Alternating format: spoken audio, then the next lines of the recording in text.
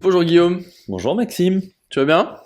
ça va bien et toi? Ouais, super, je suis content de faire cette deuxième partie d'épisode là. Ouais, bah de même, écoute, bien content d'avoir pu faire mes recherches sur la mémoire, comme vous avez pu le lire, Ouais, sur la P2. Un sujet très intéressant, c'est clair. honnêtement. Ça m'a rappelé un peu le sommeil, on en parlait dans l'épisode 1. Ça m'a rappelé un peu le sommeil sur plus la construction et les informations que je pouvais trouver. Et ouais, vraiment, vraiment intéressant. J'ai trouvé quelques facts un petit peu fun. On verra ce que ça donne. Ok, super. Et toi, qu'est-ce que t'en as pensé un peu de ces Moi recherches? aussi, franchement, très intéressant. C'est à la fois vaste et à la fois pas tant que ça. Les notions scientifiques sont assez dures à comprendre en réalité quand tu cherches à savoir quelle partie du cerveau fait quoi exactement. Les mots qui sont utilisés, qui sont en termes de verbe ou d'action, c'est assez vague en fait. Tu sais, c'est pas un truc hyper simple de dire ça, telle partie, c'est là où tu stockes le truc, telle partie, c'est là où tu récupères l'info, tu vois. Ouais, exactement. C'est chaque partie va stocker un peu un truc, mais enfin bon, bref, ça reste vague du coup, T'es et à en la train de fois très m'apprendre quelque intéressant. chose là, hein. Là, t'es en train de m'apprendre quelque chose parce que je me suis pas du tout renseigné sur la partie cerveau et sur potentiellement comment est-ce que ça fonctionne vraiment en termes J'ai de quelques cerveau, quoi. bribes d'informations. Après, le but ce sera pas forcément de rentrer en mode cours neurologique, etc. Je pense Ouais, bien qu'il sûr. y a des personnes qui sont bien plus calées là-dessus, donc je vais l'évoquer rapidement pour justifier certains points, mais voilà, on va pas rentrer trop dans le détail scientifique en tout cas, Très bien. Et pour ben ceux que ça écoute, inquiète. moi je te propose de partir direct sur une petite définition, comme d'habitude. Ouais. Est-ce que t'as une définition à nous donner? Non, non, non, je te laisse nous donner la tienne. Ouh, j'adore quand c'est moi qui m'en occupe. Alors, la mémoire, qu'est-ce que c'est? La mémoire, c'est une fonction. Ok, donc déjà c'est pas cerveau égale mémoire, c'est pas du Mhm. tout ça, hein. Ouais. On est bien d'accord, le cerveau c'est un muscle, la mémoire c'est via le cerveau qu'on arrive à pouvoir mémoriser les choses ou non. Ok. Donc comment ça fonctionne? Quand tu as une information qui arrive, tu vas d'abord donc intégrer cette information donc dans ton cerveau. Ensuite tu vas la conserver cette information, donc ça va être stocké plus ou moins longtemps. Et dernièrement tu vas pouvoir la restituer cette information. Donc ça, c'est un peu ma technique en 3 étapes. Allez, on arrête avec cette T'aimes vanne. bien cette blague, hein? Je l'adore. Mais donc c'est vraiment en 3 étapes où tu vas, que ça soit à court, moyen, long terme ou extrême long terme, Mhm. tu vas pouvoir du coup l'intégrer, la conserver et ensuite la restituer. Donc ça peut être valable par exemple sur un numéro que tu vas vouloir mémoriser pour le taper dans ta liste de contacts sur l'espace de 10 secondes, comme par exemple de ton prénom que tu vas te rappeler toute ta vie, tu vois, globalement, hein. Enfin, Globalement. quasiment toute ta vie peut-être. Ouais, presque. Donc ça c'est vraiment le fonctionnement en lui-même. Et à quoi ça sert du coup? Ça sert donc à récupérer des informations pour pouvoir interagir avec l'environnement, avec qui on est, avec d'autres personnes, etc. Ok. Donc voilà à quoi sert la mémoire concrètement. Intéressant, ok. C'est complet. C'est pas suffisamment complet parce que j'ai pas fini. Ok. Donc c'est aussi indispensable à la réflexion, ce qui est logique en soi, parce que le fait d'avoir pris des informations sur un sujet donné, comme nous avec le podcast, hein, Mhm. d'avoir pris des infos sur un Totalement. sujet donné, ça va nous permettre derrière d'aller construire une réflexion un peu plus poussée, ou potentiellement aussi dans certains cas de pouvoir faire des projections dans le futur. Comme par exemple, ah bah tiens, j'ai eu l'information que il va y avoir les soldes, bah dans le futur je vais aller faire les soldes, tu vois. Bon, Ouais. c'est pas un très bon exemple, mais globalement ça sert à ça. Bah, un autre mot que de réflexion, c'est argumentation. Qui dit Ouais, argumentation dit argument, et qui dit argument dit avoir une connaissance, ouais, et donc exactement. avoir mémoire de cette connaissance. Donc effectivement, c'est vrai que Mm. ça fait sens. Donc voilà, c'est les infos que j'ai pu trouver sur la définition. Ok, Bonne ok, cool. définition, je trouve. C'est déjà un bon début pour commencer. Ouais. Alors toi, on n'a pas, on s'est pas vraiment échangé sur totalement toutes les recherches qu'on a fait, mais Mm, comme on les a pas fait en même temps, on a pu s'orienter pour éviter de faire les mêmes recherches. ouais, Donc exactement. toi, t'as fait sur la partie fonctionnement de la mémoire. Je pense que dans une logique, pas chronologique, mais logique en fait, je pense. Ouais. Une logique logique. Ouais, une Super, logique hein, logique, super cette ouais, ouais, phrase. ouais. Dans un raisonnement Moi, je te logique, suis, on moi, va dire que direct. je pense que c'est plus simple que ce soit toi qui développe ta partie, et puis ensuite... Ok. Alors, il y a plusieurs types de mémoire et il y a plusieurs façons de collecter de l'information. Ok. Dans les informations, enfin dans les techniques ou les façons qu'on a de collecter l'information, ça va être trois types de collections différentes. Collection. On va dire collection. On a du coup la mémoire visuelle. Donc c'est de collecte, exactement. Donc pas de collecte. Et non pas collecte. Chips. Maxime. Donc on va avoir la mémoire visuelle. Ouais. Donc ça va être par exemple de voir des images, de voir une situation, une vidéo, des choses comme ça. On va avoir la mémoire auditive, donc de ce qu'on va entendre, mais aussi percevoir, parce que du coup, c'est pas ce qu'on entend va pas forcément être ce qu'on va écouter, et inversement. Et on a la mémoire kinesthésique. Donc la mémoire kinesthésique, c'est le mouvement, la mémoire musculaire en fait qu'on appelle. Ça va plus être la partie un peu automatisme. À force de faire, on va avoir cette mémoire-là et ça va rentrer, tu vois, en gros. Donc ça, c'est vraiment les types de mémoire, mais sur la partie collecte de l'information. Donc il n'y a pas une mémoire olfactive? Alors, je l'ai pas trouvé, j'en ai trouvé que 3 là-dessus, mais je pense que dans auditive, il y a perception aussi, et du coup, ça va potentiellement être aussi de pouvoir se rappeler des odeurs, justement. Et ensuite, on a 5 types de mémoires différentes. Ok.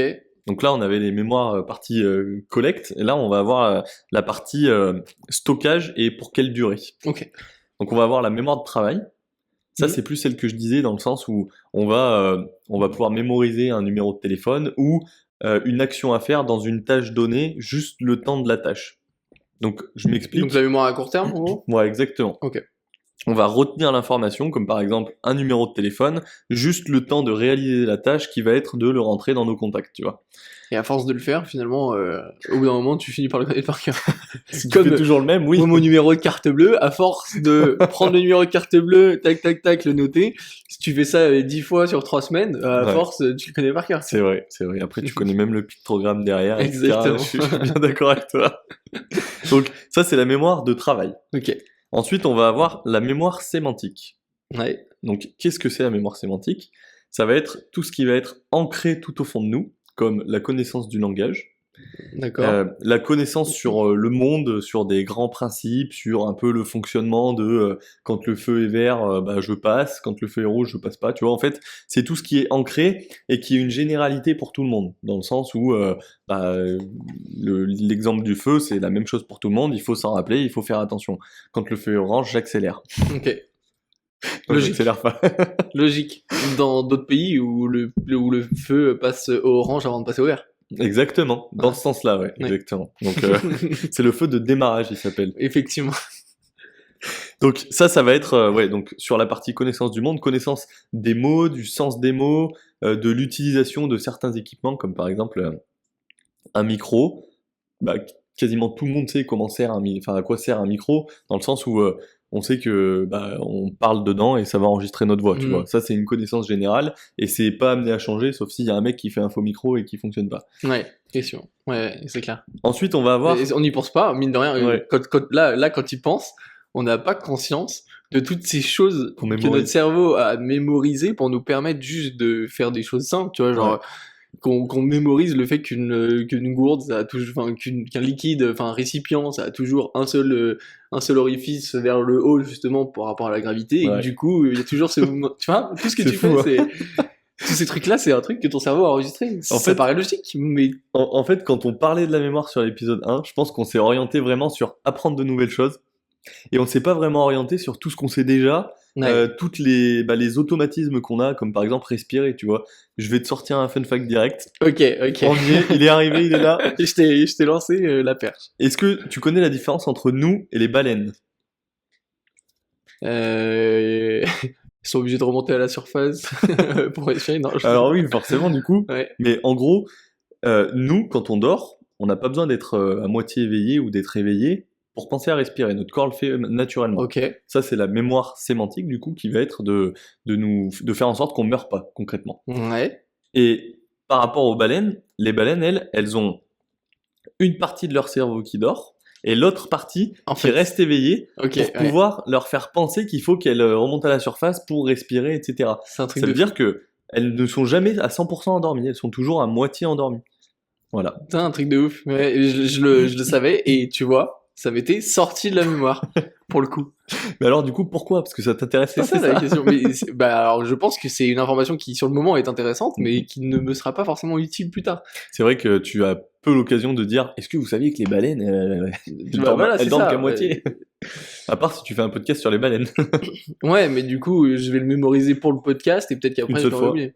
Ouais, exactement. Ou alors, le fait de l'avoir travaillé différemment et en profondeur, je vais peut-être pas l'oublier. Peut-être que je m'en souviendrai dans... Là, vu qu'on est en train d'en parler, s'en On en souviendra parle beaucoup probablement dans plus très que très longtemps. juste de le sortir comme ça dans une conversation. Là, on est en train d'échanger sur pourquoi est-ce qu'on le mémorise, pourquoi est-ce qu'on le mémorise pas, et du coup, on va forcément le mémoriser. Et si tu te souviens bien, c'est exactement le conseil que tu m'avais donné dans le premier épisode quand je disais mais comment faire là pour me rappeler d'un truc. Ouais. C'était de te dire genre qu'il faut que tu te dises que tu veux t'en rappeler et peut-être qu'à force de dire ça, tu vas t'en rappeler, tu vois. Au final, on va se souvenir toute notre vie que les baleines ont deux hémisphères de cerveau qui fonctionnent en simultané pendant la nuit, quoi. Ouais, bah exactement. Mais toi, tu as fait tes recherches sur comment est-ce qu'on mémorise justement?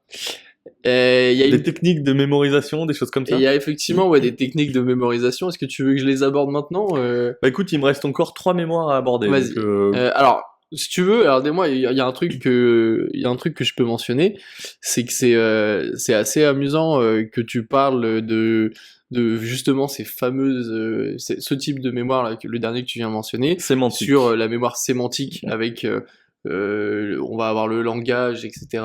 Utiliser un instrument de musique, tout ça, c'est des choses qui, au final, un peu comme quand on dit le vélo, une fois que tu l'as appris, ça se perd pas. Et ben en fait ça va être stocké dans l'hippocampe. Ok. C'est une partie du cerveau du coup, et c'est cette partie-là qui va garder en mémoire tout ça. J'ai une question. Ouais. Est-ce que on l'appelle hippocampe parce qu'elle ressemble à l'animal, ou est-ce que l'animal ressemble à la partie du cerveau? Très bonne question. Peut-être même que aucun des deux ne se ressemble et que c'est deux mots qui se ressemblent beaucoup, mais Et qui n'ont rien à voir qui avec ne se l'autre. ressemblent pas physiquement. Ok. Je t'avoue ne pas avoir regardé d'image d'hippocampe, et je suis à peu près sûr d'en avoir déjà vu dans ma vie, mais que je m'en souviens plus. Ok, très bien. Donc Voilà. l'hippocampe, une partie du cerveau, là. Ouais. Et du coup, effectivement, quand tu as des maladies, tu as plusieurs types de maladies liées à, enfin, par exemple, qui vont pouvoir créer de l'amnésie. Et ben, c'est une des zones qui va avoir tendance à être touchée pour une partie des maladies et qui vont faire que parfois tu ne sais plus faire des choses très très basiques. Est-ce que par exemple, tu ne sais plus respirer, on fait contre-explique à chaque fois, ou c'est quand même un automatisme? Non, en fait, c'est un peu comme, c'est un peu comme s'il y avait des couches aussi, tu vois. C'est-à-dire que il y a effectivement les choses qui sont ancrées au plus profond de l'hippocampe. C'est pas nécessairement les choses qui vont être les touchées en premier. Ça va d'abord prendre en surface les dernières informations que t'as assimilées. Tu vois, c'est un peu comme si, je sais pas, tu voulais frotter une tâche sur une table. Ben, en fait, au moment où tu vas passer le premier coup, tu vas enlever la première couche de la tâche. Ouais, Tu vois, bien sûr. tu vas pas enlever directement ce qui est collé directement à la table. C'est un peu la même chose. Et du coup, quand ta mémoire est altérée, bah, ça va souvent avoir tendance à enlever les mémoires, enfin les souvenirs qui sont les plus récents, les choses que tu as assimilées récemment, et non pas celles que tu as assimilées depuis que tu es tout petit, et tout ça, Ouais, et qui bien sont sûr. absolument ancrées au plus fond de toi. Mais du coup, si par exemple, t'as genre une vingtaine d'années, tu viens de passer le permis, le fait de conduire, c'est un peu comme le vélo, c'est un truc qui ne peut pas s'oublier, qui est ancré tout au fond, on le verra un peu plus tard, mais ça fait partie des automatismes qu'on ne peut pas oublier ou très difficilement, et qu'on fait par habitude, Mhm. et sur lesquels derrière, on a même la possibilité de faire autre chose, parce on l'a tellement masterisé, entre guillemets, qu'on peut faire autre chose, tu vois. Ouais. Je parle pas de regarder un film pendant qu'on conduit, mais c'est pour dire on peut réfléchir à d'autres choses tout en étant à moitié concentré sur la route, parce que on a pris cette habitude de conduire, en fait, où on sait le faire. Mhm. Mais du coup, est-ce que ça en fait partie, justement? Ouais, bien sûr, c'est ça, c'est des choses qui sont absolument ancrées. Et en fait, quand tu as pratiquement, enfin, en tout cas, moi, à ma connaissance, par rapport aux recherches que j'ai fait, et peut-être que je me trompe, il y a peut-être des cas rares. En tout cas, c'est pas du tout ce qui est représenté dans la majorité des cas d'amnésie, etc. Tu as quasiment jamais personne qui a oublié comment on marchait, Ouais, comment bien on sûr. respirait. C'est des choses qui virtuellement ne s'oublient pas, en fait, qui sont Bah, tellement ancrées. j'ai envie de dire, si t'as oublié comment respirer, tu vas vite mourir au final. Donc, Au final, on ouais. n'a peut-être même pas de cas C'est de ça, mecs comme ça. s'en sera peut-être même pas rendu compte qu'il avait oublié de respirer. Peut-être Ouais, que de c'était fou. ça la réelle cause de Sa mort. de sa mort. Improbable, sérieux.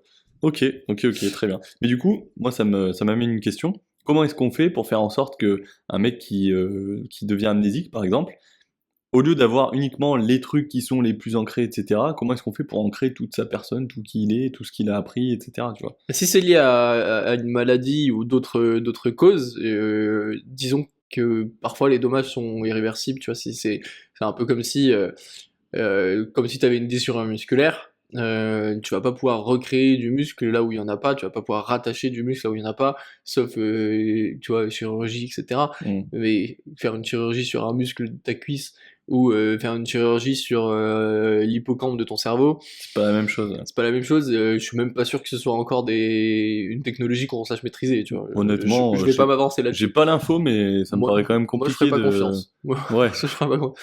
J'ai pas toute ma mémoire, mais laissez-moi au moins ce qui me reste, s'il vous plaît.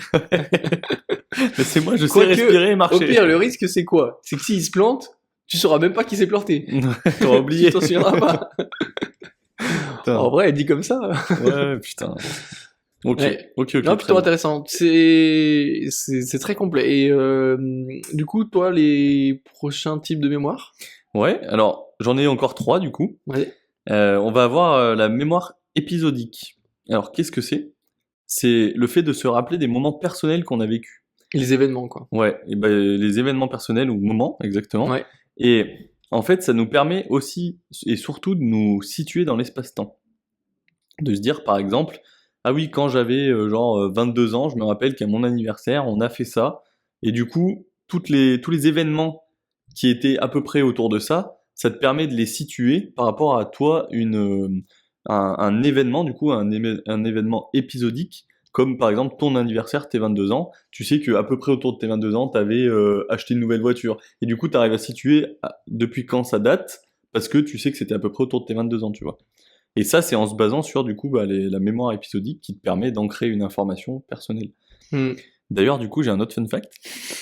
Vas-y. J'ai un fact fun. Fact. Ok.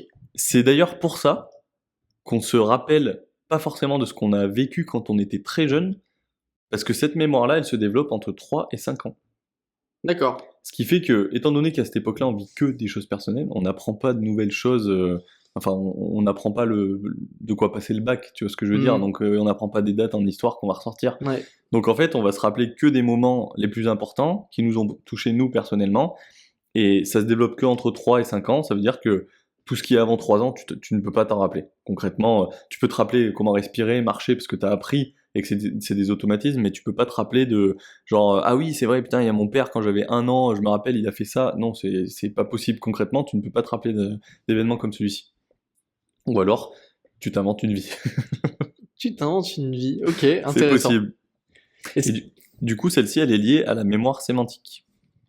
Justement le fait d'apprendre le langage, d'apprendre des choses comme ça peut être aussi lié à des événements personnels. En fait, tous les types de mémoire ont un peu des rapprochements les uns avec les autres, pas tous, mais certaines parties entre elles. Ok, intéressant. Très très intéressant.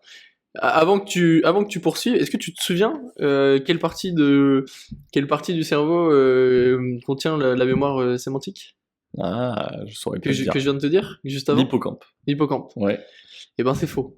d'accord. C'est faux. Ok. Parce Moi, que je pensais que t'étais un expert et je t'ai cru dans ce domaine-là. c'est pas ça en fait. C'est que l'objectif c'était d'une part de voir quelle était ta mémoire de travail. Ok. Que tu avais mentionné, Ouais. voir si tu allais en souvenir 5-10 minutes après, etc. Et le deuxième truc, c'est mentionner quelque chose qui est assez intéressant en termes de méthode d'apprentissage.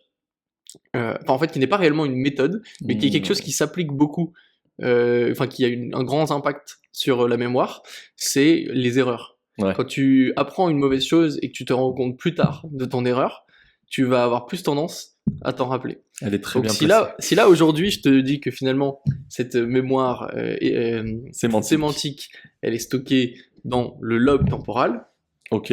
peut-être que là tu vas peut-être plus t'en rappeler. Alors, hippocampe, ça ressemble beaucoup à Hippotrampe, le Pokémon. Du coup, je m'en rappellerai facilement, mais le lobe frontal. Lobe temporal, Ok, j'étais pas loin. c'est au niveau des tempes. Le lobe temporal, ok. Ah, c'est pour ça que le mec dans Marvel, là, non, dans DC, il fait que ça, là. C'est possible. Je sais pas si c'est au niveau des tempes, j'ai dit ça pour le jeu de mots, peut-être. Ok. Mais peut-être que c'est le cas, La- ce qui serait logique. Le lobe temporal, t'as dit? Ouais, lobe temporal. Ok. Donc là, il y a la mémoire sémantique, et dans l'hippocampe se trouve justement la fameuse nouvelle autre La mémoire épisodique. Ok. dans laquelle que tu mentionnes. Et du coup, c'est effectivement cet hippocampe qui est touché et qui va annuler, enfin qui est le plus fragile en fait quand tu as des problèmes de mémoire et qui va faire que les trucs à court terme, les événements récents, etc., tu vas avoir tendance à les oublier. Et notamment les problèmes de stress pardon, post-traumatique, Ok. donc qui là sont des impacts plutôt psychologiques, ont un impact sur cet hippocampe. Et Ok. donc sur l'événement, souvent, en question qui a créé Le choc. le choc Ok. et le trauma. C'est pour ça que souvent des victimes de certaines choses ne se souviennent même pas de l'événement en lui-même à cause de ce stress post-traumatique. C'est ce qu'on peut appeler le déni des fois? Ou en fait, c'est pas, ça n'a rien à voir, parce qu'elles s'en rappellent pas, donc elles peuvent pas être dans le Non, c'est ça. Le déni, peut-être qu'il y a un sujet d'épisode à faire sur le Ouais. déni. Mais moi, en tout cas, ma vision Bah, personnelle pareil. du déni, c'est que tu sais un peu que t'as tort, mais que tu veux pas trop l'admettre. Ouais. Pour moi, c'est un peu ça le Je déni. suis assez d'accord. En fait, tu peux pas être dans le déni si tu ne te rappelles pas de l'action. Ouais, à la limite, t'es juste dans le faux, genre juste tu te trompes, genre Dans tu l'ignorance, penses avoir... en fait. Ouais, t'es dans l'ignorance, ouais, c'est ça. Pour T'as moi. t'as pas toutes les cartes en main, quoi. Ouais. Ok. Donc, l'hippocampe pour la mémoire épisodique, et du coup, ça me permet de faire une transition sur les différentes causes d'amnésie. Sachant que, je vais définir l'amnésie avant, l'amnésie, c'est une incapacité partielle ou totale de restituer, tu me parlais de restitution Ouais. tout à l'heure, de restituer un souvenir, un événement de ta mémoire. Ok. Ça, c'est ce qu'on appelle l'amnésie. L'amnésie, elle peut être causée par pas mal de choses. Là, je t'ai mentionné un des aspects psychologiques, donc qui va être souvent quelque chose de traumatique. Et ensuite, on va avoir des aspects qui sont là plutôt biochimiques, qui sont liés à quelque chose qui se passe entre guillemets physiquement dans ton cerveau. On va avoir tout ce qui est alcoolisme, parce que là, tu vas avoir des molécules qui vont altérer Ok. certaines choses. C'est pour ça que Tu des vas fois, on a des avoir, trous noirs quand on boit trop. Exactement. Ok. On va avoir tout ce qui est AVC, des lésions cérébrales, peut-être un accident chirurgical au cerveau quand tu as eu un autre problème ou je ne sais quoi. On va avoir tout ce qui est drogue, bien sûr. Et on va avoir les maladies neurodégénératives, comme Alzheimer, Parkinson, la démence, etc. Ok. Et on va avoir aussi certains cas de troubles psychologiques, comme troubles de la dissociation personnalité, enfin tu vois, troubles de personnalité, etc. Ok. Où là, en fait... Donc ça, c'est lié à la mémoire, c'est pas lié juste au Eh ben, cerveau en le- lui-même ou bah, le fait d'avoir potentiellement plusieurs personnalités Alors c'est pas le trouble de la personnalité qui est une conséquence d'un problème de mémoire, c'est les deux sont liés en eux-mêmes, c'est pas vraiment un problème de mémoire parce que la mémoire tu l'as, c'est juste que T'as ça va plusieurs dépendre de mémoires. ta personnalité. Ok, C'est d'accord. ça, c'est comme si tu avais plusieurs mémoires. Ah ouais. Et en fait T'as plusieurs comment on clouds appelle ça partagés, déjà? quoi. On appelle ça c'est pas un alias? Si, je pense, c'est possible. Je sais sais pas. plus, il me semble qu'ils appellent ça un alias quand tu as un problème de la personnalité. Mais du coup, un alias va pouvoir se rappeler de tout son personnage, des événements qu'il a vécu, et pas forcément se rappeler d'autres. Ouais, Et bien t'as sûr. des alias qui sont omniscients, qui connaissent toutes les personnalités, toutes les mémoires de toutes les personnalités, Putain, etc. Enfin, c'est Ça me fait penser au film, là, tu sais. Split. Ouais. Exactement, avec Ouais. Patricia. Ouais, j'étais Flippant, hein. vraiment en train de penser à ça, ouais. Ok. Ouais. Ok. Mais voilà, c'est pas nécessairement du coup une amnésie, c'est plutôt un cloisonnement en fait. Tu vois. Et Ok. les mémoires, la mémoire est là, tous les moyens de restitution et d'apprentissage sont pas affectés, mais c'est juste que c'est cloisonné en fonction de quelle personnalité est du coup- active à tel Du moment. coup, j'ai une question. Parce que là, on parle de la mémoire épisodique, principalement, qui est dans l'hippocampe. Et dans l'hippocampe, quand il y a des problèmes, en gros, c'est tout style de maladie, y compris celle-ci. Comment est-ce que tu fais quand tu es schizophrène pour... En gros, tu te crées des souvenirs. Parce que tu n'es pas une femme de 12 ans, tu n'es pas un homme de 70 ans, tu n'es pas un autre homme de 35 ans, et ainsi de suite. Tu ne changes pas de personnalité En fait, t'as pas vécu tout ce que ces personnalités-là, elles ont vécu. Donc, Je connais pas la schizophrénie. concrètement, je en pourrais fait, pas dire. ils créent de la mémoire. Ils s'inventent des vies, en fait, c'est ça, non? Je connais pas assez la schizophrénie. Moi, à ma connaissance, c'était plutôt lié à des hallucinations, pas forcément à de la mémoire. Ouais. Donc peut-être que tu as ta mémoire, mais juste t'as des hallucinations, que tu vois des choses que tu ne devrais pas voir, genre t'es un peu paranoïaque, etc. Ouais, mais Donc je sais quand pas tu es un si... personnage, quand t'es une de tes personnalités, Et tu dans ce l'es à cas-là, c'est... Non, 100%, tu là, c'est vois. un trouble de la personnalité, c'est pas de la schizophrénie. Parce C'est pas que, tout à fait la même chose. ok. Ça, on a souvent tendance à confondre les deux, parce que dans la schizophrénie, peut-être que tu peux voir quelqu'un, etc. Oui, non, mais schizophrénie, c'est quand t'as plusieurs personnalités, justement. Donc, quand t'es une de ces Peut-être, personnalités-là, moi c'est pas ce que je sais tu de la t'inventes schizophrénie. forcément une vie, en fait. Parce que t'as pas vécu tout ce que la personne que tu incarnes a vécu, en fait. Je sais pas, j'ai un peu de mal à comprendre au final, parce que Pour moi, c'est pas ça la schizophrénie, du coup je préfère pas m'engager. pour toi, Peut-être qu'il c'est quoi faut... pour toi la schizophrénie? Pour moi, c'est plutôt lié à des hallucinations. Pour moi, c'est avoir plusieurs personnalités. C'est vraiment le fait de switcher de personnalité inconsciemment, en fait, sans le savoir, tu vois. Peut-être, peut-être. Et d'avoir Peut-être qu'il y a une effectivement. partie, peut-être qu'il y a les deux, peut-être que. Voilà. Ok. Je... Bon, on n'est pas suffisamment expert Dans le doute, là-dessus. on va pas dire des bêtises. Comme quoi, une P1 sur la schizophrénie. Et voilà, c'est peut-être, il y a des choses à faire. En tout cas, ouais, au final, en plus, on s'éloigne un peu du sujet parce que c'est pas, comme vous le disiez, c'est pas forcément lié à la mémoire. Ou peut-être Ouais, pas. bien sûr. Donc, on peut revenir sur la quatrième, on va partir sur quatrième type de mémoire. Exactement, la quatrième type. La Alors, quatrième type. J'avais dit la quatrième, bah, je pensais dire autre chose, au final, j'ai dit la type. quatrième partie de la mémoire. Ouais, le quatrième type de mémoire. Donc, on va avoir la mémoire procédurale. Est-ce que tu sais ce que c'est la mémoire procédurale? Est-ce que c'est le fait de savoir comment suivre les règles, etc. Comment, C'est vrai que je l'aurais défini comme ça je aussi. sais pas, ouais, ou même ce que tu mentionnais, genre une procédure de micro, genre tu sais que tu vas faire utiliser ton micro d'une certaine façon, je sais pas. Eh ben non, c'est ce dont on discutait, c'est tous les automatismes. Ok, Conduire, marcher, faire du vélo, jouer d'un instrument de musique. Tu réapprends pas à chaque fois en fait. Tu sais le faire et une fois que tu sais le faire une fois, tu le feras à vie quoi en fait. ok, Donc c'est vraiment les automatismes naturels et physiques pour la plupart. Par exemple, il y a pas le fait de respirer là-dedans. ouais, Ce que t'apprends, c'est bien plus ancré, c'est dans la sémantique. Donc celle-ci était un peu plus rapide, mais elle est liée aussi avec une autre, si je me trompe pas, exactement. Elle est liée avec la mémoire perceptive. donc là qui est lié au sens plutôt, j'imagine. Ouais, et du coup qui est liée au visuel et à l'auditif. Ouais. Et c'est ce que tu disais tout à l'heure, potentiellement à l'olfactif aussi. Donc c'est c'est le fait de retenir des bruits, pas le bruit de retenir des faits, c'est le fait de retenir des bruits, des images, des odeurs. Et par exemple, dans cette mémoire perceptive, tu vas avoir le fait de te rappeler de ton trajet pour rentrer chez toi. Ok, Parce que potentiellement, quand tu déménageras, ce souvenir-là de savoir comment tu rentres chez toi, tu l'auras plus forcément. Tu vois, dans 20 ans, tu te rappelleras plus comment t'allais à ton ancien appart de tel endroit. À moins que tu vives toujours dans la même ville et que ça soit une petite ville.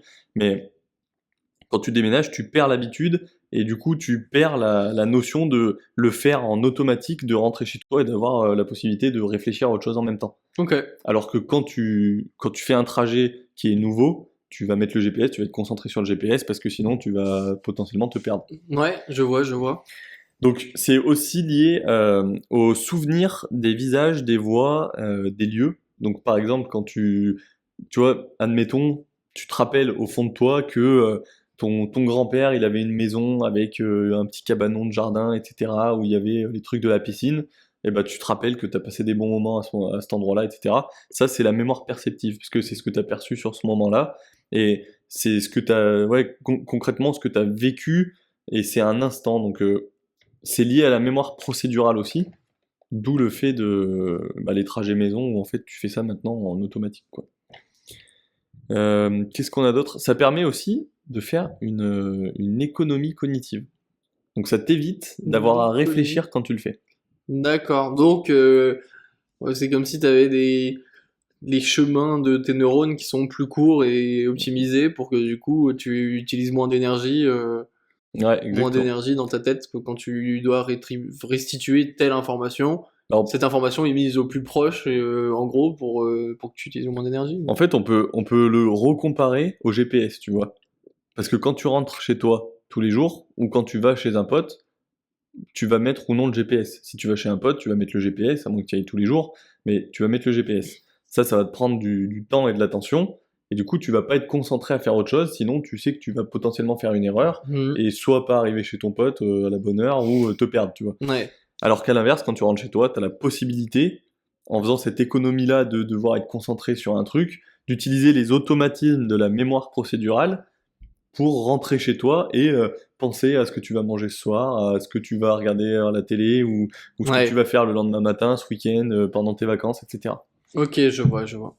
C'est assez complexe quand même, les différents types de mémoire, parce que même là, en m'étant renseigné dessus pendant 1 heure, j'ai pas précisément d'infos de dire ça va à tel endroit, ça va à tel endroit, et ainsi de suite. C'est plus des grandes lignes où il peut y avoir un petit peu d'une partie, mais la majeure partie dans une autre, et ainsi de suite. Et c'est un peu ce que je mentionnais tout à l'heure en début d'épisode, c'est que justement, c'est précis et à la fois vague en même temps. C'est-à-dire qu'au final, là, c'est très précis de se dire telle partie, c'est sensoriel, telle partie, c'est procédural, telle partie, c'est épisodique, etc. Mais en réalité, un événement est constitué d'une multitude de choses. Quand tu as justement, je sais pas, si tu vis quelque chose, t'as un événement, bah du coup ça va être épisodique, mais tu auras la mémoire de perception. Si c'est quelque chose de très important, bah peut-être que ça va pas être dans ta mémoire de travail, mais plutôt sur une mémoire long terme. Ouais. Peut-être que c'est un événement qui t'apprend justement quelque chose de très utile, qui contribue, qui va du coup rentrer dans ta mémoire procédurale ou autre chose. Tu vois, et en fait, au final, c'est ça qui fait que c'est complexe de se dire, ok, ça c'est tel endroit. Ouais, il n'y a pas une case pour une situation. Au contraire, je pense que tous ces types de mémoire permettent de se rappeler ou non de l'action, tu vois. Et en fonction de l'importance de l'action, comme par exemple apprendre à conduire ou apprendre à marcher, bah tu vas plus ou moins bien t'en rappeler et ça sera inné en fait, tu vois. Voilà, moi j'en ai terminé avec ça. Ok. Tu vois, je t'ai lancé le petit fun fact de la baleine un peu trop tôt. Je suis déçu. Nice. Du coup, moi ça me permet un peu aussi là ce qu'on vient de dire à l'instant, de rebasculer encore un peu sur la partie scientifique. Tout à l'heure je mentionnais l'hippocampe qui permet de former des souvenirs épisodiques. Ben, il faut savoir que on a une autre partie du cerveau qui s'appelle l'amygdale, et qui ne sont pas les amygdales qu'on a là, hein, ça s'écrit d'ailleurs pas pareil, et qui permet ici de former des souvenirs émotionnels. Et en fait, la puissance de cette amygdale fait que plus ton moment est ancré d'émotion, plus l'amygdale du coup va être stimulée, et plus il y a de chances que tu retiennes le souvenir en question. Donc en fait, quand tu es stimulé par quelque chose que tu apprends, tu as tes émotions qui rentrent en compte, et il y a plus de chances que tu l'apprennes. C'est pour ça que c'est très dur d'apprendre quelque chose qui ne nous intéresse pas du tout. Ouais, bien sûr. Alors que c'est hyper simple d'apprendre un truc qui te passionne, tu vois. Je vois totalement. On le sait tous, on a tous fait des cours où on adorait être dans tel cours, et du coup c'était trop simple d'apprendre les choses, et un cours qu'on détestait, et en fait c'était une plaie, tu vois, tu n'arrivais pas à mémoriser les choses parce que tu aimais pas. Ok, je vois. Ça c'est quelque chose d'intéressant parce que ça contribue à la mémoire. Un des conseils du coup que je pourrais donner entre guillemets pour améliorer votre mémoire ou sur la majorité des choses, c'est être passionné en fait. Intéressez-vous. Genre si tu t'intéresses déjà aux choses, il y a des chances que en fait tu entre guillemets t'auto-conditionnes à être stimulé émotionnellement et que du coup tu favorises ta mémoire. Ou alors, premier tips, renseignez-vous et apprenez des choses qui vous passionnent plutôt que intéressez-vous à ce que vous faites. Non, ça c'est sûr, effectivement. Dans tous les cas, c'est ce qu'on peut souhaiter à tout le monde. Faites ce qui vous plaît au lieu de faire des choses qui vous plaisent pas. Mais si l'idée c'est de vous dire vous avez du mal à mémoriser des choses, bah quand vous avez quelque chose, trouvez un truc qui vous intéresse, trouvez une justification derrière la chose en question en vous disant en vrai ça peut être intéressant parce que. Et juste le fait de se dire ça, hop, ça va peut-être favoriser le fait de l'apprendre. Et peut-être en plus le fait d'avoir appliqué une réflexion sur la chose en question va aussi favoriser les choses. Du coup, moi, mon guide en 5 étapes, en plusieurs méthodes, pour améliorer la mémoire, eh ben, il est très court, sache-le. Il est très court. Parce qu'il n'y a pas 5 étapes, du coup? Eh ben non, pas du tout, parce qu'en fait, la réalité des choses, elle est que le seul moyen d'améliorer sa mémoire, c'est de pratiquer la mémoire. Finalement, d'apprendre des choses, du coup. Soit d'apprendre, soit de restituer. Mais c'est de mettre c'est d'utiliser sa mémoire, en fait. C'est de forcer de se forcer à utiliser la mémoire. Ok. Donc il y a des moyens, plus ou moins précis, on va dire, qui permettent de le faire. On va avoir 2 méthodes. Je vais en donner 2 qui sont assez connues. On l'a mentionné dans le premier épisode, la méthode mnémotechnique, Ouais. qui permet du coup là de se raconter une histoire basée sur quelque chose, basée sur un événement. Tu vas pouvoir te raconter une histoire de cet événement pour mieux t'en souvenir. Et ça, tu vas pouvoir du coup utiliser d'autres moyens mnémotechniques en plus de ça, comme utiliser des lettres pour des acronymes, etc., pour te souvenir de ton histoire ou quoi. Ouais, bien sûr. Est-ce que le storytelling, ça en fait partie? Est-ce que le fait de raconter une histoire pour se souvenir de Ouais. certaines infos, ça en fait partie? Ouais, Même ouais, si c'est une fausse histoire, tu vois. c'est ça, c'est un moyen mnémotechnique, effectivement. Ok. Parce qu'en fait, tu conditionnes une histoire qui te permet de te rappeler des éléments que tu as toi-même en fait intégrés dans ton histoire. Ouais, bien Tu as sûr. toi-même créé cette histoire. Parfois, c'est peut-être même du fake. Mhm. Quand on pense aux gens qui vendent un produit, qui vont faire un pitch de vente, et voilà, j'ai créé tel objet, etc. Le gars, il va te raconter toute une histoire. J'étais dans ma salle de bain et j'ai pensé à ça et je me suis dit que ça allait servir à plein de gens, machin. Il va te raconter toute une histoire pour captiver ton attention. Pour la plupart des gens, c'est une histoire qui est inventée, qui sert juste à mettre un petit peu de fun, etc. et à bien présenter son Impliquer ceux qui produit écoutent. et impliquer, comme tu dis, enfin voilà, c'est ce qu'on appelle du storytelling. Et Ok. c'est une histoire qui est totalement inventée. Et pour autant, les gens s'en souviennent, donc c'est pas une mémoire, c'est pas la mémoire épisodique, c'est pas, tu vois, c'est en fait, c'est finalement l'utilisation du moyen mnémotechnique qui t'a permis de se souvenir de cette histoire. Ok. Ensuite, on va avoir une deuxième méthode qui va être le palais de la mémoire. Et alors ça, je sais pas si toi t'as regardé Mentaliste, Oui, j'ai mais regardé. il le mentionne là-dedans, en fait, c'est d'avoir un lieu que tu connais très bien. Par exemple, imaginons la pièce dans laquelle on se trouve, imaginons que tu la connaisses vraiment par cœur, tu sais où sont tous les objets, et en fait, à chaque fois qu'il y a un truc où tu te dis, tiens, ça j'aimerais m'en rappeler, tu vas te dire, ok, à chaque fois que je veux me souvenir de cette chose-là, cet événement, je vais aller dans mon palais. Du coup, j'avais un peu la traduction anglaise. Tu vas aller dans ton palais et regarder la bougie qu'elle a, par exemple. Ok. Et en fait, le fait de mettre cet élément-là en association avec ton souvenir, quand tu vas te balader virtuellement dans ta tête, dans ton palais, et que tu vas mettre les yeux sur cette bougie, ça va déclencher, justement, en fait, la restitution de ce souvenir en question. Putain, mais comment tu fais du coup pour l'assimiler? Avant, tu t'es dit, tiens, je vais acheter une bougie. Cette bougie-là, ça sera parce que l'anniversaire de mon grand-père, c'est le 12 mars. Genre un truc comme ça, par exemple? Par exemple, ça, exactement.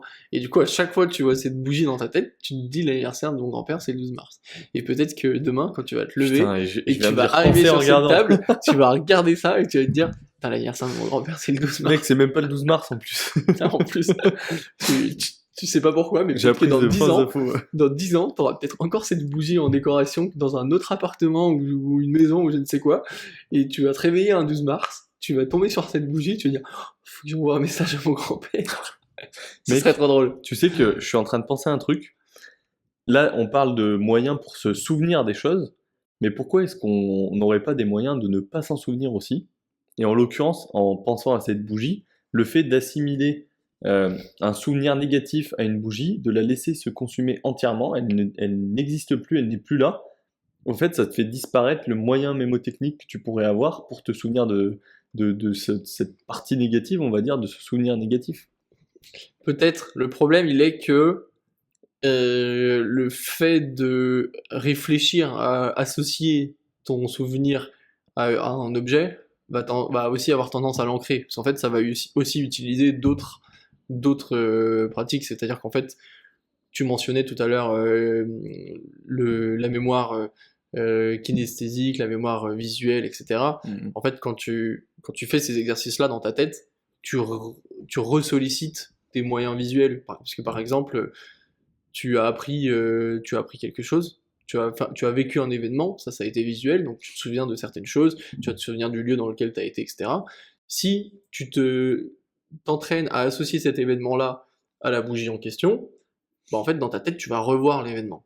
Et du coup plus tu le revois de fois dans ta tête, plus l'événement il va s'ancrer dans ta Oui, mémoire mais au au final. final, si tu vois plus du tout cette bougie, tu vas plus jamais penser à cet événement parce qu'il était lié à cette bougie. Oui, mais pas forcément, parce qu'en fait, un trigger va te permettre de déclencher un souvenir, mais ce souvenir peut aussi être déclenché par d'autres choses. Donc tu voudrais dire par là que Le, ça ne le, fonctionnerait pas de l'assimiler à... Enfin, ouais, de l'attacher à quelque chose qui peut disparaître. Tu sais, ça me fait penser par exemple genre à Pascal le grand frère, tu vois. Quand ils vont casser des trucs. Et il dit en mode, à quoi ça te fait penser ça? Et bam, il casse le truc, tu vois. Du coup, le truc est cassé et ça fait disparaître le souvenir. Ça se trouve, c'est vraiment une technique qui fonctionne. Tu vois, nous, enfin moi, je alors, regardais ça quand j'avais 12 ans. effectivement, je suis pas allé non plus dans le. On a, comme tu dis, enfin, On a comme qu'une ça très bien, heure. on a qu'une heure, on peut pas aller dans tous les détails. Peut-être qu'avec tout ce qui est hypnose, etc., il y a plein Hmm. de choses qui peuvent aussi changer des trucs de ta mémoire. Là-dessus, c'est compliqué, mais si pour te donner un ordre d'idée, euh, imagine que je sais pas, tu associes. T'as un souvenir et que tu l'associes à quelque chose de jaune, et que tu sais très bien que depuis toujours, depuis que t'es tout petit, à chaque fois que tu vois quelque chose de jaune, tu te rappelles d'un truc qui s'était passé dans ta vie. Je sais pas, parce que peut-être qu'il y a quelqu'un qui a cassé ton vélo jaune. Et du coup, à Ok. chaque fois que tu vois un truc de jaune, tu repenses à ce vélo. Ah, Alors loose, mon effectivement, du vélo. coup, tu l'as associé à la couleur jaune, et à chaque fois que tu vois quelque chose de jaune, tu penses au vélo. Est-ce que ça veut dire que à aucun autre moment dans ta vie, tu vas ne jamais te rappeler du vélo cassé? Tu Bah vois, peut-être que si non. quelqu'un À partir du mentionne moment où je vois du jaune, oui, je Ouais, mais pense si que j'en quelqu'un verrai. mentionne un vélo cassé, peut-être que ça va te rappeler le vélo cassé de ton histoire. Pourtant, t'as pas vu du jaune. Ouais, je Tu vois, vois, bien donc en sûr. fait, même si tu associes une trigger, un déclencheur à ton objet, enfin à ton souvenir, ça veut pas dire qu'il n'y a pas d'autres choses qui peuvent aussi déclencher Non, mais la bien sûr, bien restitution de ce sûr. souvenir. Mais enfin bon, là, on est parti un Ouais, peu sur on ce est parti sujet-là, ouais, très très loin. mais c'était juste une supposition. Est-ce que t'as d'autres d'autres points que tu voulais aborder? Pas nécessairement de méthode. Par contre, ce qu'il faut savoir, c'est qu'il y a plein de choses qui permettent de stimuler la mémoire. Comme je disais, le fait d'utiliser sa mémoire. Donc en fait, il y a des choses qui sont optimisées, parce qu'en vrai, si tu veux juste utiliser ta mémoire, si tu veux, tu peux t'amuser à prendre n'importe quel bouquin, le lire et essayer de l'apprendre par cœur.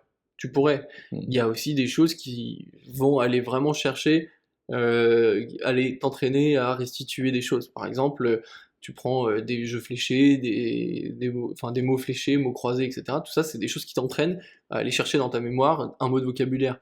En fait, ça va aussi ça va être applicable à d'autres situations, t'entraîner à aller chercher un souvenir ou autre chose. Ok. Tu vas avoir tout ce qui est sudoku, tout ce qui est jeu de stratégie, même le fait d'appliquer des jeux de stratégie comme les échecs, tout ça, Ouais, bien sûr. tu utilises constamment ta mémoire en fait, pour te souvenir à la fois de la stratégie, à la fois de l'utilisation de tel ou tel pion, etc. Tout ça, tu dois le retenir. Et le fait de constamment faire des avant-arrière dans ta mémoire, ok, je vais aller chercher une info, je l'utilise, je vais aller chercher une info, je l'utilise, et aussi en même temps que tu joues, tu apprends des choses, parce que ton adversaire va faire tel mouvement, tu vas te rendre compte que c'était une erreur, que tu n'aurais peut-être pas dû faire ça, bah tu vas l'assimiler pour la partie d'après. Hmm. Et la partie d'après, tu vas te dire, ah, je me souviens de la partie d'avant, il avait fait telle chose, faut pas que je fasse la même erreur qu'avant, tu vois. Donc tout ça, le fait de constamment, en fait, mais on va dire, vivre favorise la mémoire. Ouais, Ok. bien sûr, bien sûr. Par contre, il y a quand même des choses qui sont hyper utiles. Deux points où on pourrait se dire que c'est pas nécessairement lié à la mémoire, parce que, entre guillemets, la mémoire, on va dire que c'est quelque chose d'assez psychologique, mais en réalité, on va avoir deux points qui sont assez physiques, Mhm. qui permettent de favoriser la mémoire. L'activité sportive va Ok. considérablement améliorer ta mémoire. Il y a eu une expérience qui a été menée, après déjà ça on le savait déjà depuis longtemps, mais pour le fun fact on va dire, il y a une expérience qui a été menée pendant un an sur deux groupes, un groupe qui faisait du sport et un groupe qui en faisait pas. Grosso modo, je grossis le trait, mais c'est plus précis que ça. Et on se rend compte que leur hippocampe, le volume de leur hippocampe, avait grossi de 2% en un an pour les personnes qui avaient fait du sport, Ok. et que les personnes qui n'en avaient pas fait, le volume n'était pas resté intact, il avait diminué de 1,5%. Ouah, du coup, il Donc y a eu un fossé qui s'est ça veut dire creusé, quoi. que, t'imagines, en fait, c'est là que tu te rends compte que si tu vas dans le temps et que tu n'entraînes jamais ta mémoire, en fait, elle va continuer de se dégrader, de se dégrader. Et c'est Mais du pour ça coup, que les personnes âgées, même des personnes qui n'ont pas forcément une maladie spécifique de la mémoire, vont avoir des dégradations de leur mémoire sur certaines choses. ok. Parce qu'avec le temps, ça se dégrade. Un peu comme nos muscles, se dégrade avec le temps. Si tu fais jamais de sport, Ouais, arrivé bien à sûr, 65 ans, t'as plus du tout de muscle, t'as pas de force, t'as plus d'énergie. Il s'atrophie, quoi. Et parce que le cerveau est un muscle. Donc en Ouais. fait, c'est QFD, on va dire. Ok. Mais donc, du coup, quand tu parles de faire du sport, tu veux dire faire du sport pendant que tu apprends un truc ou juste le fait de faire du sport, ça le développe? Juste le fait de faire du sport. Ouais, faut le dire à tout le monde. Ouais, bah ouais, mais tout le monde sait qu'il faut faire du sport pour entretenir son corps et tout le monde ne le fait pas. Donc Ouais, si tu bien dis à sûr. tout le monde qu'il faut faire du sport pour entretenir la mémoire, ils vont pas forcément tous le faire. Ouais, bien sûr, bien sûr. Mais effectivement, les ça deux fait un ensemble, argument de plus. Ça fait un Ça fait un argument de plus. Ouais. Ok. Autre chose, l'alimentation. Ok. Assez logique, dans l'alimentation, tu as des vitamines, les vitamines vont aider alimenter ton corps et ton cerveau, etc. Et donc vont permettre aussi de le stimuler. D'ailleurs, pour revenir juste sur l'activité sportive, une des choses qui fait que ton cerveau fonctionne mieux et a une meilleure mémoire, c'est la circulation sanguine. Tu as une meilleure circulation sanguine, tu alimentes mieux ton cerveau, et comme tu alimentes mieux ton cerveau, la mémoire est facilitée. Ok. Finalement, en fait, tu vois, c'est Ouais, vraiment bien sûr. purement chimique. Ouais, en fait, oui, c'est Et- pas que ça travaille directement sur le cerveau, le fait de s'amuser ou de faire du sport ou d'être concentré, c'est le corps en fait qui fait ça. C'est ça. Et un troisième point, qui est là pour le coup un peu plus logique, qui est physique, mais qui a des répercussions, on va dire, psychologiques, c'est le sommeil. Parce que la phase de sommeil, c'est le moment où ton cerveau, il est pas totalement arrêté. On en a parlé en Et plus déjà. c'est ça, on le mentionnait, et ton cerveau, en fait, va utiliser ce moment-là Mm, mm. pour faire le tri dans ta mémoire, faire le tri dans tout ce que tu sais, tout ce que tu as assimilé dans la journée, va prendre les informations utiles, va les ranger à un endroit, les informations inutiles, il va peut-être en ranger certaines à un endroit parce qu'elles sont inutiles mais pas trop, Mm, mm. et ça peut être réutilisable, et tu as d'autres informations totalement inutiles qui va complètement virer, tu vois, et qui va du coup continuer à faire de la place de stockage, optimiser ta mémoire. Ok. Et donc, tout ce qu'on peut dire au final, c'est Faites du sport. faites du sport, mangez bien et dormez bien. Et au Ouais. final, C'est ce qu'on nous répète c'est ce depuis qu'on qu'on est répète jeune. c'est ça depuis toujours et sur tous les sujets en réalité, Ouais. parce que on sait que ça a un impact. En fait, notre hygiène de vie va déterminer si on va avoir un meilleur sommeil. Notre meilleur sommeil va déterminer si on va avoir une meilleure mémoire. L'activité sportive va déterminer un meilleur sommeil, une meilleure mémoire. Tout est lié en fait. C'est tout qui est imbriqué comme ça, quoi. C'est ça. Du coup, faut aller écouter notre épisode sur le sommeil. Ouais. Très Ouais. important. Très bon épisode en plus. Et il y a un autre épisode qu'il faut aller écouter Ouais. pour mon dernier point, Moi c'est aussi. l'épisode sur la méditation. Ah, moi non. Ok. Sur la gestion du temps. C'est pas mal ça, parce que la méditation est une des activités qui favorise grandement la mémoire, la méditation et la visualisation. Enfin, Ok. ou la visualisation. T'es pas obligé de faire nécessairement de la visualisation quand tu fais la méditation, Après, ça. mais ça l'un ou tombe l'autre, sous le sens. les deux fonctionnent. Au final, ça paraît quand même assez logique parce que quand tu médites, t'es pas en train de faire quelque chose qui te prend ton énergie et ta concentration. T'es en train de penser à tout ce que tu sais déjà. T'as plein de pensées qui arrivent dans tous les sens et donc t'as forcément plus de chances de les mémoriser parce que tu C'est ça. penses justement. Exactement. Enfin, après, c'est mon explication. Je sais pas si c'est la bonne. C'est bel et bien celle-là. Tu as bien Yes. écouté notre échange et tu as une bonne mémoire et une bonne restitution suite à notre échange sur la méditation. J'ai pas été naïf sur ce coup-là. Bravo, bravo. Et donc toi, tu as aussi donc un épisode à conseiller, la gestion du temps. À quel sujet? Ouais. Enfin, Ouais, pour ouais, quelle ouais. raison, plutôt? Alors, on va y venir après. On va y venir après. Ça Ok, sera une de mes 5 croyances que du coup j'ai trouvé quelques informations sympas, mais 5 je vais- croyances. je vais d'abord te parler de l'impression de déjà-vu. Oh! Ah, tu l'attendais pas celle-là. hein. Ça, je connais quelque chose là-dessus, mais ça remonte à loin. Donc vas-y, Eh ben- tu rafraîchis ma mémoire. Du coup, en fait, je ne suis pas tombé dessus, je l'ai recherché. Ok. Donc, je me suis souvenu qu'on avait ces impressions de déjà-vu et je m'en suis souvenu pendant que je recherchais sur la mémoire, ce qui paraît un peu logique. Quand je l'ai recherché, cette information-là, j'ai eu une explication qui, du coup, va peut-être mettre tout le monde d'accord ou pas, va peut-être dégoûter tout le monde. Dans le sens où on a toujours l'impression qu'en fait on en a rêvé il y a 6 mois ou qu'on croyait l'avoir vécu et qu'en fait on est des médiums, etc. Pas du tout. Pas du tout. En fait, qu'est-ce que c'est l'impression de déjà-vu? C'est l'altération momentanée de la transmission, du coup, qui crée un décalage. Donc, globalement, ça fait quoi? T'as une perception qui est copiée. Donc, du coup, tu te retrouves avec 2 fois la même perception et il y en a une qui arrive avant l'autre. donc qui arrive dans ta mémoire ou dans ton cerveau avant l'autre. Et en fait, ce tout petit décalage entre les deux fait que, comme tu en as déjà reçu une et que tu l'as déjà vécue, quand t'arrive la deuxième, la milliseconde plus tard, t'as l'impression de l'avoir déjà vécu et en fait d'être dans une troisième dimension, cinquième dimension, alors qu'en fait, tu as juste fait une copie de ce qui vient de se passer, Ouais. mais en l'espace d'un milliseconde, et elles sont arrivées l'une sur l'autre, avec très peu de temps d'intervalle, et t'as vraiment l'impression d'avoir un déjà vu. C'est fou quand même. En plus, c'est vraiment perturbant ces C'est moments-là. dommage quand même. Et moi, à chaque fois que j'en ai maintenant, depuis déjà des années, je repense au fait que c'est juste ça, tu vois. Et je me dis, c'est nul. C'est trop nul. Franchement, j'aimerais qu'on ait tellement l'avoir des rêvé. pouvoirs ou des trucs comme ça, qu'on Ouais. soit un peu médium des fois sur les bords, mais en fait, pas du tout. Ouais. Vraiment pas du tout. Du coup, c'est trop triste. Ouais. Mais du coup, intéressant.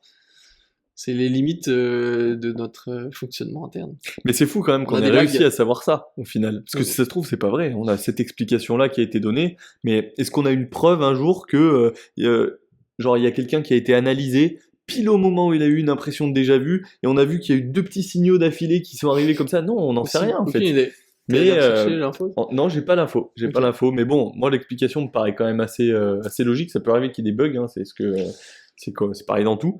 Ouais. Mais, voilà. Bon, de toute Donc, façon, on a l'habitude, ça, des problèmes de connexion. ah, bah, ouais, ça c'est pareil. Parfois, il y en a dans notre tête, quoi. Peut-être des fois c'est un neurone qui bug comme ça là, un peu comme le Windows, tu sais. Comme quand t'as un petit spasme, tu sais, dans le muscle. Et Peut-être que là, c'est un petit spasme. J'ai un spasme. C'est peut-être un petit spasme dans le cerveau au moment où ça arrive, et du coup, ça crée un décalage. Bah c'est exactement ça. Ensuite, on va probablement finir là-dessus. Moi, c'est tout ce qui me reste. Très bien. J'ai 5 croyances que j'ai trouvées du coup. Je vais te les donner. Tu vas me dire si tu penses que c'est vrai ou si c'est faux. Genre, si ça fait partie de mes croyances, Ouais. dans ce sens-là. Ok. Alors, on utilise 10% de notre cerveau.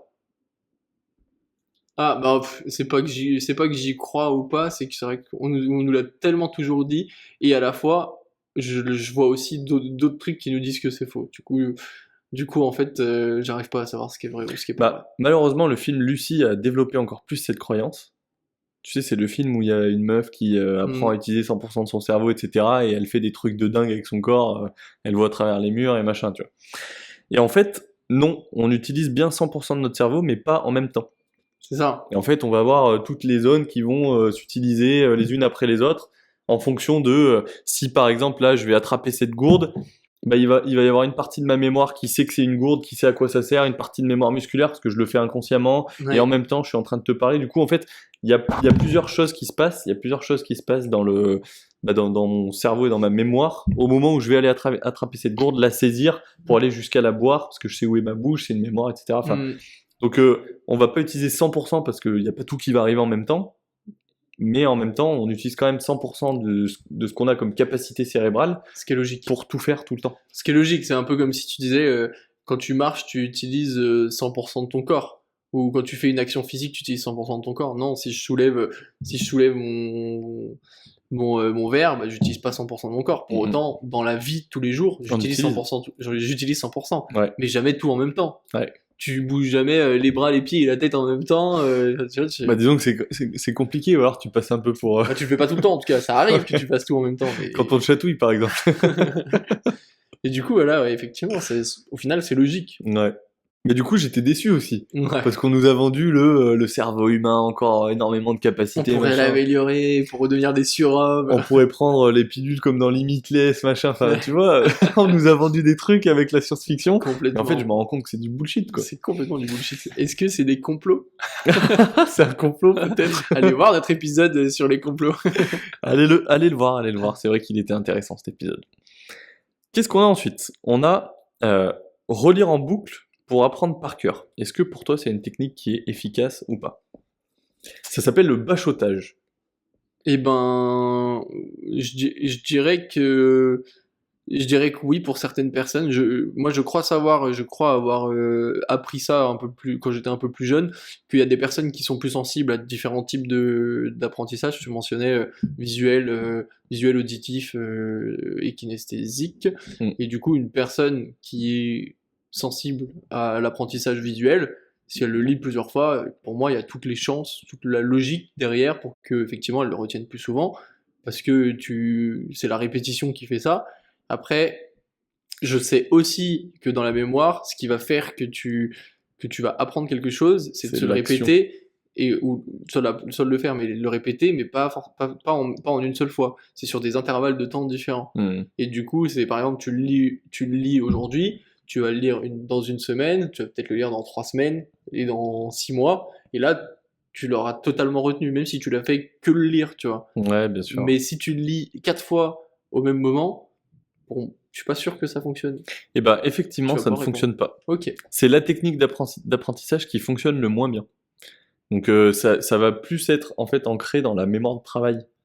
Et Ouais. justement, la mémoire de travail est là pour se souvenir pendant que tu fais cette tâche-là, et une fois que tu auras terminé cette tâche, tu t'en rappelleras pas. Donc si par exemple, t'as ta mère qui est en train de te faire apprendre une poésie par cœur, bah, parce que tu es en train de faire cette tâche-là avec ta mère et qu'à la fin tu vas devoir lui la ressortir entière sans te tromper, bah là tu vas réussir à t'en rappeler, mais en fait quand tu vas arriver en cours et que le prof il va te dire alors Maxime, t'as appris les fables de La Fontaine? Bah non, tu vas te rappeler que de la moitié, tu vas pas te souvenir de ce Ouais. mot-là parce que... Et en fait, c'est ce qui est un peu problématique, c'est que on nous dit qu'il faut le faire, mais c'est ce qui fonctionne le moins bien. Oui, mais en fait, c'est sur le comment on le fait, parce qu'au final, si tu veux, si on te demande d'apprendre ta poésie par cœur, si tu la lis, allez, une fois tous les jours pendant 7 jours, et ben à la fin des 7 jours, il y a de bonnes chances que tu la connaisses par cœur. Par contre, si tu choisis qu'une seule journée, la dernière, la veille, et que tu la lis 7 fois, là, ça va pas marcher. Ça va, Et tu vois, ouais. c'est ça en fait qui fait aussi toute la différence, parce que on mentionnait le sommeil tout à l'heure. Tu vas le lire la première fois, ton cerveau il va enregistrer l'information, il va prendre des trucs et il va les retenir. Il va pas prendre toute ta poésie, peut-être qu'il va prendre une partie de la poésie, une phrase qu'il a bien aimée, il va le retenir, le reste il va le dégager. Le lendemain, tu vas relire ta poésie et là il va venir assimiler des trucs. Et il se dit, tiens c'est marrant, je l'avais déjà appris cette poésie, il me le refait apprendre, Tiens, l'impression de déjà tiens, vu. peut-être que c'est important, donc faut que je le retienne. Donc il va en retenir une plus grosse partie, etc., etc. Et ça, c'est le fait de l'avoir fait à plusieurs moments. Je suis assez d'accord avec toi, mais j'ai quand même un doute sur le fait de se dire le fait de le faire tous les jours. Alors c'est vrai que si tu le fais Bah alors, pendant un an tous les jours, tu vas forcément t'en moi, ce que rappeler. j'avais appris, c'était pas basé sur tous les jours. En fait, en Hmm. plus de ça, justement, tu vas espacer au fur et à mesure. Quand tu apprends Ouais. une information, au début, ouais, tu le lis un jour, tu le lis le lendemain, et après, ça va pas être le surlendemain, ça va peut-être être 3 jours après. Ensuite, ça va être une semaine après, un mois après, 6 mois après. Tu vois. Et Ouais, là, bien sûr, bien sûr. parce qu'en fait, plus tu le fais, plus tu as déjà tout retenu, donc t'as pas besoin de le faire. Et le fait de faire à des horizons temps différents va aussi stimuler plus ou moins ta mémoire de travail versus ta mémoire long terme. Ouais, bien sûr, bien sûr. Après, c'est comme tout. Au niveau scientifique, on a toutes les méthodes, on nous dit tout ce qu'il faut exactement faire pour réussir telle ou telle chose. Maintenant, mettre en application, c'est bien plus compliqué, quoi. Ouais, bien sûr. T'imagines si chaque information qu'on apprend tous les jours, il fallait à chaque fois qu'on ait le La réflexe de répéter chaque la répéter le semaine, puis lendemain, chaque puis mois, 3 jours, puis une semaine, Ouais, c'est bien pas sûr. possible. On peut pas tout faire. Mhm. Donc en réalité, au final, on le fait sur rien. Bah, disons qu'on choisit en fait. On Ouais, choisit. c'est ça. Bon, en l'occurrence, c'est vrai qu'on le fait sur rien. Enfin. Ok. Ok. C'était ma deuxième. Ensuite, ma troisième, c'est est-ce que d'après toi, il y a une place qui est limitée dans le cerveau et il y a un moment où on ne peut plus apprendre de choses, où c'est beaucoup plus compliqué d'en apprendre et il faut faire du tri? Très bonne question. Je pense que oui et non. Je pense que ça dépend de l'âge que tu as. Tu t'avances pas trop là. Là, si, parce que j'explique pourquoi oui et pourquoi non. Je pense que oui, parce que quand tu grandis, tu as une plasticité cérébrale que j'avais mentionnée. Et cette plasticité cérébrale que j'avais mentionnée dans le précédent épisode d'ailleurs. C'est possible. Quand Cette t'es jeune, plasticité. t'apprends plus C'est rapidement, ça, plus quand on parlait facilement. d'apprentissage. Et Exactement. cette plasticité cérébrale fait que du coup, bah, on va dire que sur le moment, tu as on va dire une réserve plus ou moins infinie, Mhm. parce que ton cerveau va s'adapter à ce que tu lui fournis comme info. Par contre, je pense qu'arrivé à un certain âge où là tu as plus trop de plasticité, je pense que tu arrives à être limité. C'est quoi la réponse à la question? Eh bien, c'est faux. C'est faux. C'est faux. Il y a un stock illimité dans le Un cerveau. stock illimité. C'est effectivement la capacité à apprendre et non pas à stocker. Tu peux stocker à volonté de l'information dans ton cerveau, il n'y a pas de limite, hein, c'est un peu comme Ok. une galaxie, tu vois. Mais par contre, plus tu vieillis et plus tu as de difficultés d'apprendre. Je dis difficulté, mais c'est pas réellement le cas. On peut toujours apprendre quand on vieillit. Hmm. Mais le fait d'avoir cette croyance de se dire, de toute façon, quand on vieillit, on finit par plus pouvoir apprendre quoi que ce soit, je suis trop vieux pour apprendre une langue, etc., c'est totalement faux. Hein, Moi, tu honnêtement. galères juste plus, mais Tu galères un peu peux plus, quand même. effectivement. Ok, intéressant. J'en ai, du coup, une quatrième. Je vais partir d'abord sur la cinquième, parce que c'est ce qu'on vient de dire. En fait, être trop vieux pour apprendre. Donc là, les deux allaient un petit peu ensemble. Ok. C'est à moitié faux, parce qu'on est moins efficace, mais par contre, c'est toujours possible d'apprendre. Hmm. Et du coup, la dernière. Donc là, on a fait la 4 en speed. La cinquième, c'est le fait de travailler de façon très concentrée sur un sujet donné. On va être plus efficace si on n'est pas interrompu. Est-ce que pour toi, c'est vrai? Est-ce que pour toi, c'est faux? Basé sur, bah, du coup, tu as un peu orienté la réponse quand tu as mentionné tout à l'heure que l'épisode de la gestion de temps avait une incidence. Du coup, je dirais que oui. Je dirais que c'est utile d'être focus sur la tâche. Eh ben, je suis bien content, parce que c'est pas le cas. Et ouais, Ouais, et j'ai été ultra surpris, et même maintenant, je suis toujours pas d'accord.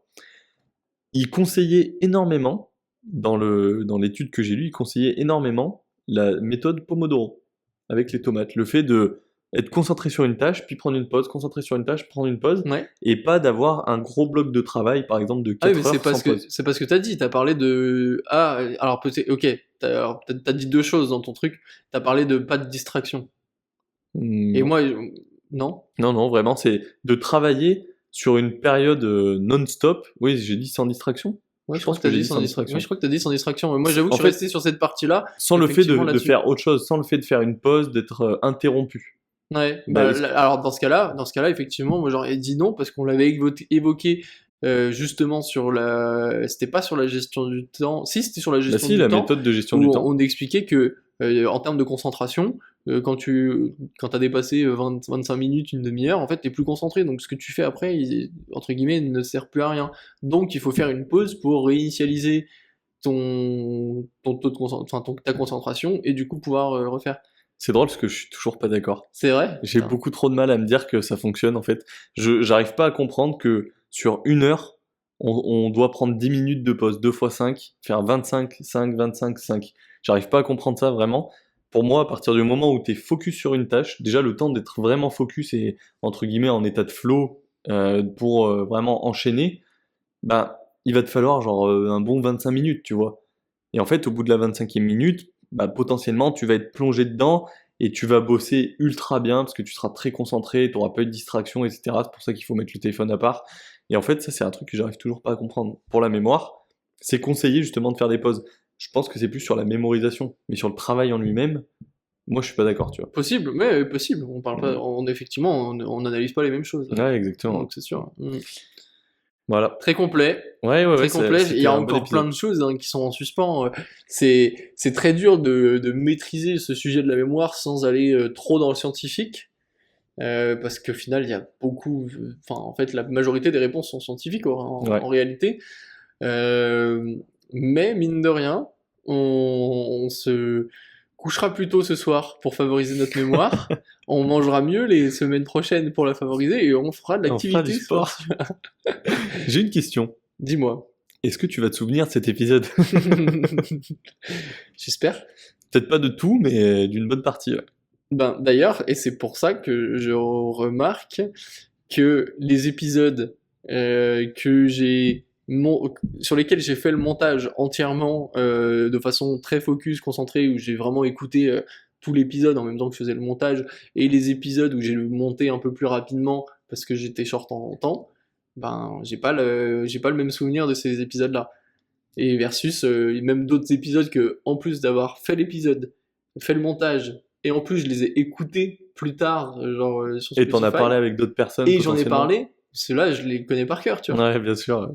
Et donc c'est bien parce que ça reboucle un peu tout ce qu'on se disait, tu vois, le fait d'avoir une multiplicité des méthodes de mémorisation, parce que du coup il y a le fait de le faire, il y a le fait derrière visuel et auditif, je réutilise mes sens pour retenir, Ouais. et après quand on en parle avec d'autres gens, c'est encore une forme de kinesthésie, Mm. et on retravaille encore la restitution, etc. Donc au final on s'en Oh. souvient mieux. Ouais, exactement, exactement. C'est la pratique qui fait que. Donc j'espère qu'on se souviendra de cet épisode. En tout cas, vous qui venez de l'écouter, je vous souhaite de mettre en application une majorité des choses qu'on a mentionnées. Surtout si vous estimez que sur certains points vous avez des problèmes de mémorisation. Et puis surtout juste optimiser. Effectivement, ça sert à rien de tout retenir. Inutile. Ça sert à rien de tout retenir. Retenez un seul sujet Les pour le trucs bac. qui vous plaisent, retenez-les. Et donnez-vous les moyens, en fait, c'est surtout ça. C'est exactement ça. Ou s'il y a des trucs qui vous plaisent, justement, allez dans cette direction plutôt que Ouais. d'aller dans la direction inverse. Très bien. C'était un bon épisode en tout cas. Ouais, Ravi d'avoir pu échanger sur le sujet de la mémoire avec toi. pareillement. Et puis on se retrouve dans un autre épisode. On sait pas encore ce que c'est le sujet, ou alors on le sait, mais on ne vous le dit pas. À la semaine À la prochaine. semaine prochaine.